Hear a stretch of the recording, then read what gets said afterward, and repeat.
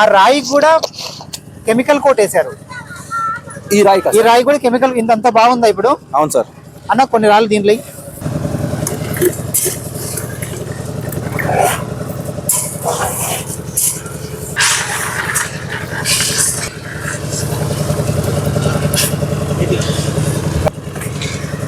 ఇది ఫినిషింగ్ పైన కోటింగ్ పోయింది. తెల్లగా రావడానికి కోట్ వేస్తారు వాళ్ళు, కెమికల్ కోట్ ఒకటి వేస్తారు తెల్ల రావడానికి. కెమికల్ కోట్ వెళ్ళిపోయింది చూడండి ఇప్పుడు దీంట్లో. అవును సార్, అవును సార్. ఇప్పుడు వైట్ ఉన్నది మొత్తం కలర్ మారిపోయిందా? అవును సార్. ఇది కోట్ ఉంది, దీనికి కెమికల్ కోట్ ఉంది. Okay sir. ఇది కనుక తీసి మళ్ళీ ఇట్లా వైట్ కలర్ వచ్చేసి.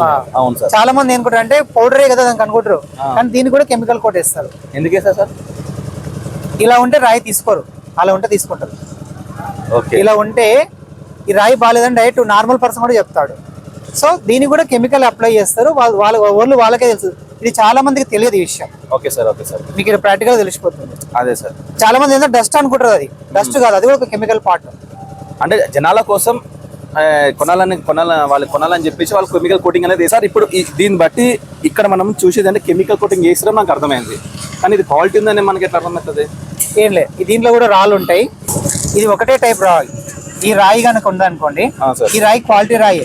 ఈ నల్లగా ఇదంతా ఉంది కదా, నథింగ్ బట్ ఇది గ్రానైటే.